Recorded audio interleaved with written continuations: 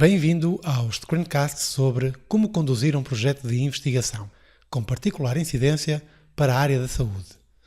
Neste vídeo vamos ver como conduzir um teste de hipóteses, que se enquadra nas etapas de analisar e interpretar os dados da última fase de conduzir um projeto de investigação.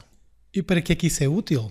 Imagine-se o projeto modelo que relacionava a ansiedade pré-natal com os cuidados ao recém-nascido e um dos objetivos de investigação desse projeto era verificar se havia relação entre as características sociodemográficas das grávidas, por exemplo, a sua idade, e os conhecimentos que elas já tinham adquirido sobre como prestar cuidados a um recém-nascido. Ao fazer a análise descritiva, descobriu-se que havia uma ligeira diferença em que as grávidas que sim já sabiam algo sobre o cuidado de um bebê tinham cerca de 30,3 anos em média, ou seja, eram ligeiramente mais velhas do que as grávidas que não sabiam cuidar, nunca tinham aprendido a fazê-lo, que tinham apenas 27,74 anos em média. Ou seja, a média de quem sabia cuidar na amostra era perfeitamente conhecida, a média de quem não sabia cuidar na amostra, que é o que significa o X-, também era perfeitamente conhecida e, como tal, a diferença de médias de idades, de 2,6 anos, era um dado adquirido. Agora, a questão é, e na população de onde saíram estas mulheres? Será que podemos considerar que também as mais velhas estão mais preparadas, já aprenderam a cuidar de um bebê? Ou, pelo contrário, os 2,6 anos são uma diferença pequena demais que se pode atribuir ao acaso e, portanto, temos que continuar a aceitar que na população as idades não interferem nesses conhecimentos. Por outras palavras, qual é a verdadeira média na população das grávidas que já sabem cuidar? Mu, esta letra grega, significa a média na população, em oposição ao X- na amostra. Qual é a verdadeira média na população de quem não sabe cuidar? Não sabendo isso, porque não perguntamos a todas as grávidas da população, não podemos calcular a tal diferença e ver se ela existe ou não, se ela é igual a zero ou diferente de zero. O que este vídeo pretende mostrar é o processo de inferir para a população, de onde a amostra foi extraída, e implica fazer uma estimativa com base na amostra das verdadeiras diferenças na população, destes parâmetros μ. Este processo de inferência tem inerente uma probabilidade de acertar, na estimativa que nós fazemos, e uma probabilidade de falhar, pois estamos a basear-nos em algo incompleto, que é uma amostra, para concluir para o universo completo, que é a população. Daí que passamos das certezas que tínhamos na estatística descritiva, diferença de 2,6 anos e é o que é, para uma incerteza nas previsões que fazemos para a população. Então, qual é o truque para falhar pouco nessas previsões? Ele está em definir um limiar de diferenças tão grande que dificilmente se possam atribuir ao acaso. Por exemplo, se em vez destes 2,6 anos houvesse uma diferença de médias na amostra de 20 anos, a média das que já sabiam cuidar era de 40 anos e as de que não sabiam cuidar eram de 20 anos, portanto uma diferença de 20 anos, é claro que o nosso bom senso seria suficiente para concluir que também na população existe essa diferença, que seriam as grávidas mais velhas que já sabiam cuidar melhor de um recém-nascido. E essa informação poderia ser aproveitada, por exemplo, pelos centros de saúde da região, para apostar mais na formação das grávidas mais jovens. Antes de prosseguir, vamos ver quais são os objetivos de aprendizagem deste módulo, que consistem em que conheça os passos para conduzir um teste de hipóteses, que são 4, como vamos ver de seguida, e num dos passos vai surgir o valor de P, ou seja, valor de prova, e que saiba interpretar esse valor e qual é a sua relação que ele tem com o nível de significância escolhido para o teste. Vamos então começar pelo primeiro passo, que consiste em escrever as hipóteses sobre a população. E neste caso, a primeira delas, que é a hipótese nula, H0, assume sempre a igualdade entre os grupos. Em ciência, parte sempre do princípio que não há relação entre os conceitos em estudo e vai-se tentar provar o contrário.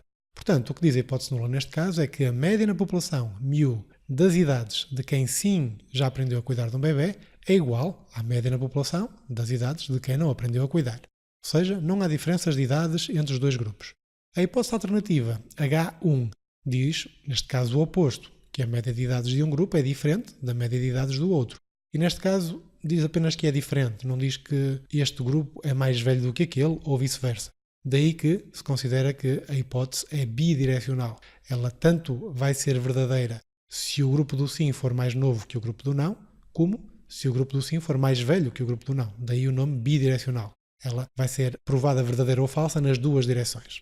Partindo então destas hipóteses, que é o primeiro passo, podem acontecer 4 decisões. Na realidade, a hipótese nula pode ser verdadeira ou pode ser falsa. Nós nunca saberíamos porque não questionámos a população toda. Mas ela na realidade ou é verdadeira ou é falsa. A seguir temos a decisão do investigador, que a pode aceitar ou rejeitar.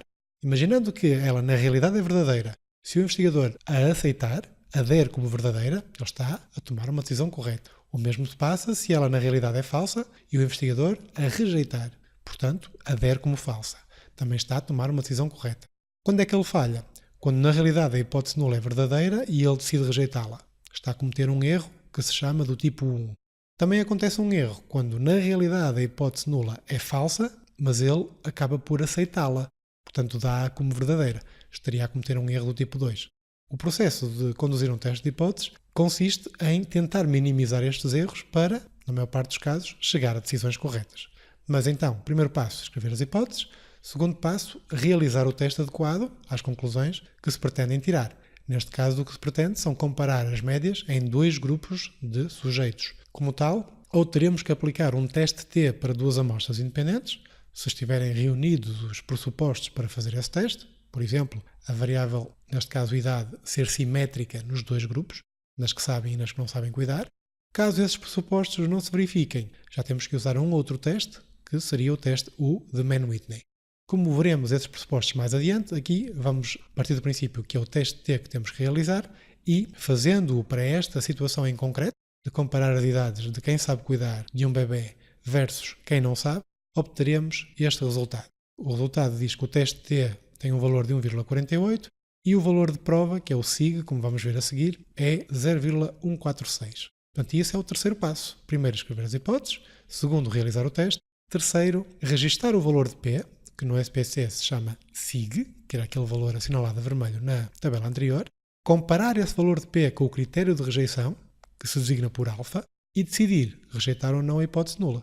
E o que é que significa esse tal valor de prova, valor de P? Ele significa a probabilidade de obter aqueles dados, neste caso uma diferença na amostra de 2,6 anos entre os 2 grupos, assumindo que a hipótese nula é verdadeira. Portanto, a hipótese nula o que diz é que não há diferenças de idades na população. Portanto, assumindo que na população as grávidas que sabem e que não sabem cuidar têm todas a mesma idade, qual é a probabilidade de, na amostra, eu ter encontrado esta diferença de 2,6? É muita? É pouca? Essa probabilidade, esse valor de P, varia entre 0 e 1, ou, se preferirem multiplicar por 100, entre 0 e 100%. Neste caso, o valor de P deu 0,146, o que quer dizer que há 14,6% de probabilidade de acontecer esta tal diferença de 2,6 anos, assumindo que a hipótese não é verdadeira, que na realidade não há diferenças de idades na população. 14,6 ainda é uma probabilidade razoável. Continuando então, portanto já registrei o valor de P, 14,6%, vamos agora compará-lo com o critério de rejeição e decidir rejeitar ou não a hipótese nula. Comparando esse valor com o critério de rejeição, primeiro vamos ver o que isso é, o critério de rejeição.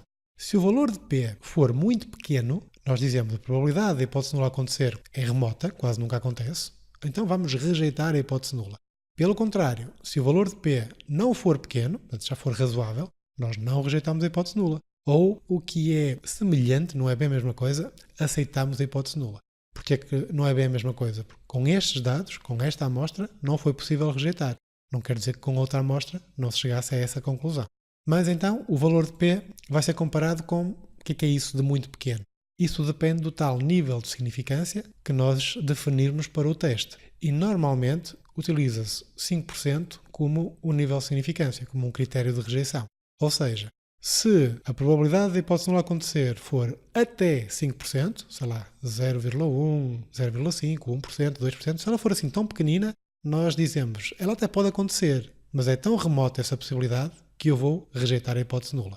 Pelo contrário, se o tal valor de P ultrapassar os 5%, 6, 7, 10, 20, 50, eu já digo, atenção, que a hipótese nula é muito provável de acontecer, logo não vou rejeitá-la. O que significa que eu estou a limitar o meu erro do teste a 5%. Eu posso me enganar no máximo em 5% das situações. Ou seja, eu tenho uma confiança de que a minha previsão estará certa em 95% dos casos. Portanto, a regra é, se o valor de prova for menor ou igual que os tais 5%, 0,05, isso implica rejeitar a hipótese nula. Pelo contrário, se o valor de prova ultrapassar os 5%, então eu já aceito a hipótese nula. Neste caso, o 0,146 é maior que os 0,05, portanto 14% é maior que 5%, logo eu aceito a hipótese nula e passo para o quarto e último passo de um teste de hipóteses, que consiste em concluir em linguagem simples, que qualquer pessoa entenda, o que é que significa isso de rejeitar ou não a hipótese nula. Porque, para a maior parte das pessoas, dizer rejeito a hipótese nula não significa nada. Neste caso, em particular, em que nós aceitamos a hipótese nula, A frase deveria ser algo deste tipo: não há evidência estatística suficiente, com esta amostra não conseguimos rejeitar a hipótese nula, portanto não há evidência suficiente para afirmar que a idade das mulheres influencia o saber cuidar de um bebê. Portanto, tanto dá a ser mais nova como mais velha, elas sabem cuidar do bebê por igual. E esta parte final é importante na população de onde saíram estas grávidas, porque nós fazemos um teste de hipóteses sempre para generalizar os resultados da amostra para a população, o que obriga a que a amostra seja aleatória. Neste caso, não houve evidência de que a idade influenciava os conhecimentos para cuidar de um recém-nascido. Imaginando o cenário oposto, que o valor de P era menor que 5% e que rejeitávamos a hipótese nula. Já a conclusão seria esta: há evidência estatística suficiente para afirmar que, neste caso, as mulheres mais velhas sabem cuidar mais de um bebê do que as mais novas, na população de onde saíram estas grávidas. Seria sempre essa a conclusão. Resta concluir no processo de investigação onde é que se situa este vídeo. Estamos na última fase empírica, e nas etapas do meio, analisar os dados, porque se mostrou como se faz um teste de hipótese e os respectivos dados que ele gerou, e interpretar os resultados, como interpretar os tais valores de prova e, consoante eles sejam grandes ou pequenos, fazer a rejeição ou não da hipótese nula.